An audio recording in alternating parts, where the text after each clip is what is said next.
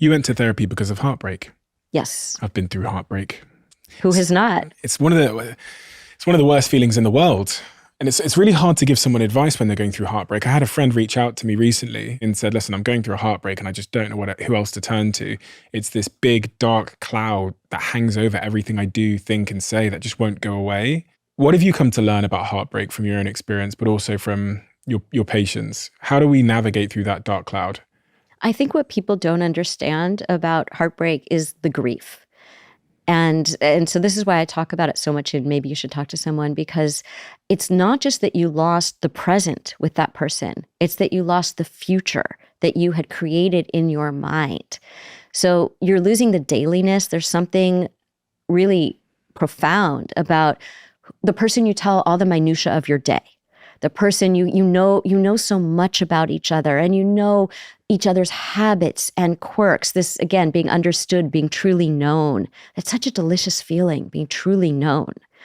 And so this person knows like what kind of pizza you like, or this quirky habit you have, or what TV shows you watch, or that thing that you do with your eyes when you're excited. They know all those little, seemingly trivial details that are so important about being known. And they know your history, and they know about your family, and they know who your friends are, and you've had shared experiences with this person. So you have all that history together. Even, by the way, if it was only 6 months, you have a lot together, or a year. And so in that time, you started to imagine, oh, and then this is going to happen next year. And then in 5 years, this will happen, or we're going to grow old together. Whatever you imagine will happen. And you become attached to their friends, and they attach to your friends. And then you lose the dailiness of being known. You lose the bigger circle that you had, and you lose the companionship. You lose the physical connection. You lose all of that, but you also lose this idea of what was to come. And so every day you're living in this future that is radically different from that day as it would have been if you were in that relationship.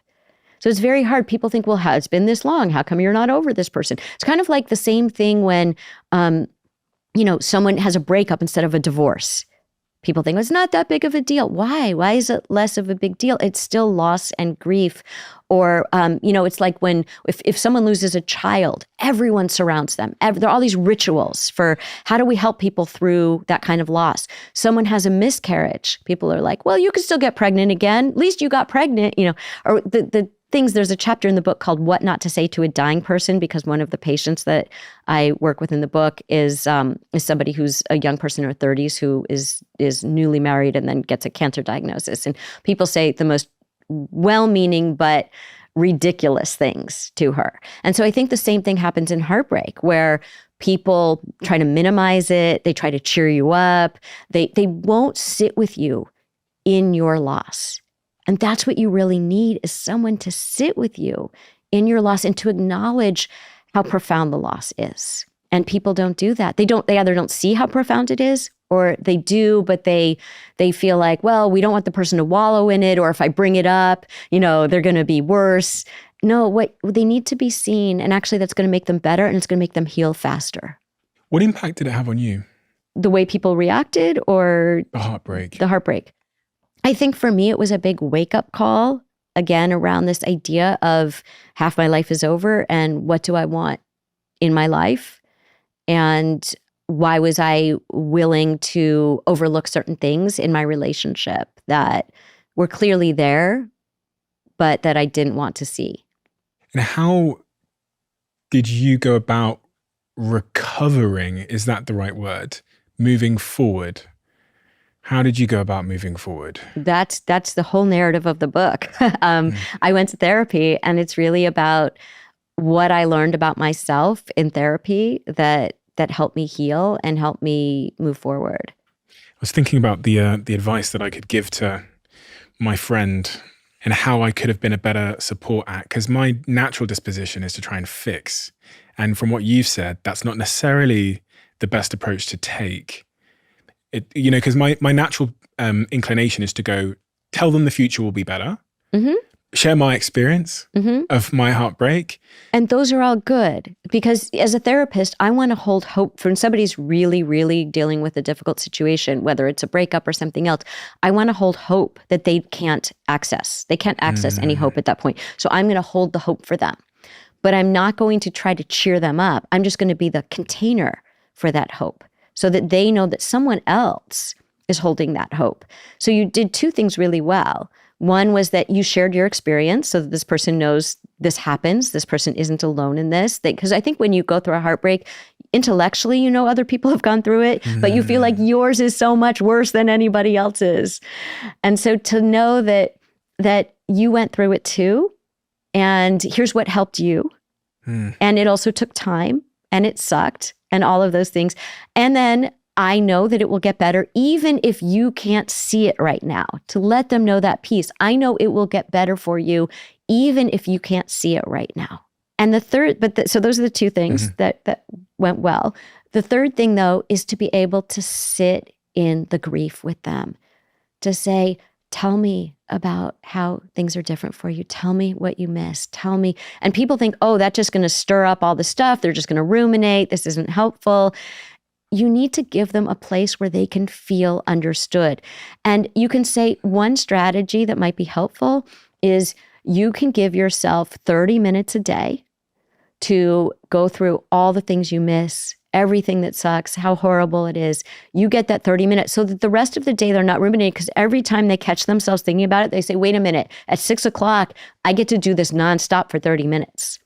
And so if you can hold it, you rewire your nervous system neurologically. This actually happens where that pathway gets interrupted. If we can put a stop sign up between the feeling and the behavior, which is the rumination. I feel sad. Oh, now I'm going to ruminate on this. We put a stop sign up and say, I get to go there later.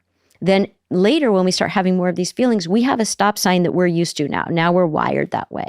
So we put more time between the thought and the rumination. On the point of heartbreak, at the deepest human level, is it about, you talked about the bigger picture, the loss of the future, et cetera, in the past.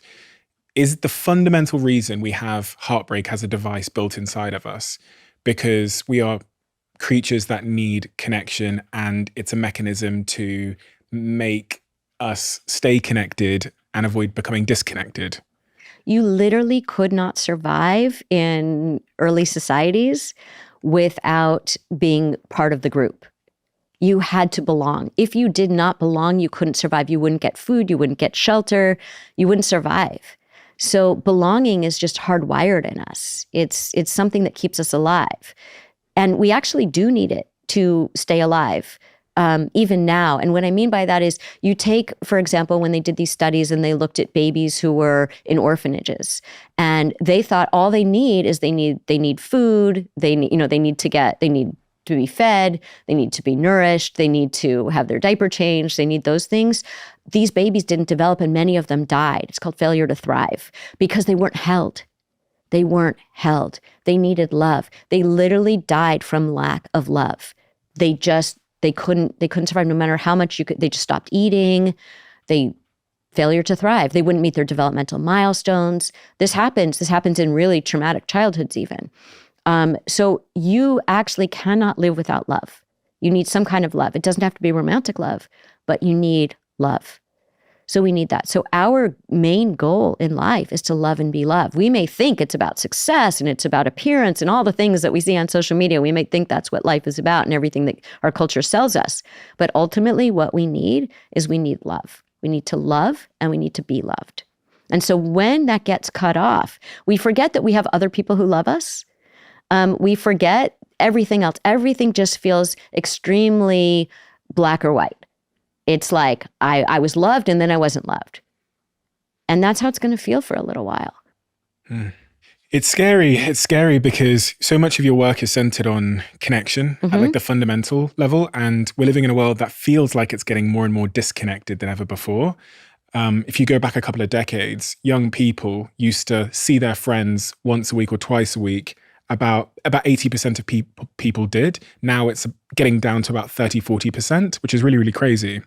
I did a talk on stage the other day, and there was 500-600 people in the audience, and the kid sat to my far bottom left here, raised his hand, and his question in front of 600 people was essentially, I'm lonely, and how do I make friends? He sat in a room with 700 people that are his exact age, and he's asking me, in front of all of them, which So brave. I respect, he's asking me the question, how do I make friends? A lot of people ask that. A lot of men come up to me and whisper it to me at talks. They'll say it to me, so they'll make, because we film a lot, they'll come up really close to me and basically express that. They'll say it in my DMs. How do I make friends? Yeah, I get that all the time, to the podcast, to the column. That is one of the most frequent questions is, I'm lonely. How do I make connections? How do I make friends? From younger people especially, but older people too. And I think that it's really frightening because when I watch my son, who's 18,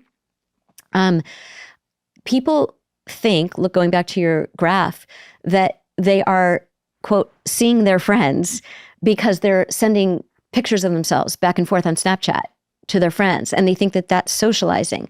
But it's so different. We learned this during COVID, that there's such a difference between being in a room with someone and, being mediated by a screen. But they're not even having conversations like you would if you were with your friend. Things happen, you have shared experiences, you're doing things together, conversation just more naturally flows. They're literally, they're sending texts to each other that are just emojis or, a picture of this. They're not really learning. So it's not just how do I meet friends, but it's how do I be in friendship with someone? And it's hard because a lot of people aren't interested in doing that. Like if you said at that age, let's hang out, sometimes people will, but really more people are just on their phones 24/7 and they think they're super social, but they're not. It's like the difference between vulnerability online and true vulnerability. So a lot of people, in fact, I was just on Instagram and I saw somebody saying, I'm going to be so vulnerable. I see this all the time. I'm going to be so vulnerable with all of you and share this thing. And all their followers say, that was so brave and lots of heart emojis and all of that. That's not vulnerability. To put that out on a public platform, true vulnerability is what this kid was asking you, which is, when you are face to face with someone, if you're with your partner or a close friend or a family member, and you want to share something you need in the relationship or something that you feel shame about or something that is scary for you to take the mask off and share with somebody, that's true vulnerability because the stakes are high. What is this person going to think of me? Again, going back to I need to be loved. We all need to be loved. What is this person going to think of me? How will they love me if they know the truth of who I am, this thing that I'm about to share? Very different from sharing it on Instagram or TikTok or whatever.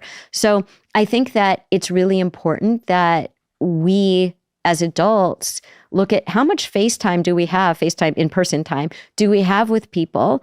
Are we really prioritizing that? And are we modeling that for the next generation? What would you have said to him? Because what I ended up saying to him, because it really took me off guard, no one had asked me that, obviously, in front of a huge group of people.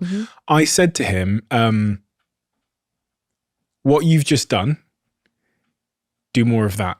And what I meant by that is he had been so vulnerable and open, and I've come to learn that vulnerability in and of itself is a magnet, not a repellent that we think it is. So I said, do more of that. But I thought maybe that's not the best possible answer I could have given him. I love that answer. That's a great answer. I also might have said, I want everybody in this room to turn to the person on your right and introduce yourself to them and ask them about one thing that they want you to know about them, because that's how you're going to start making friends.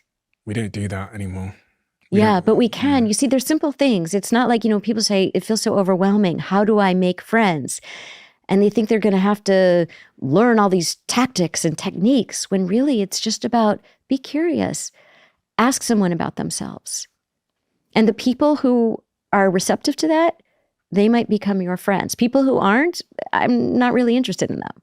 Doesn't really matter. If you love the Diary of a CEO brand and you watch this channel, please do me a huge favor. Become part of the 15% of the viewers on this channel that have hit the subscribe button. It helps us tremendously, and the bigger the channel gets, the bigger the guests.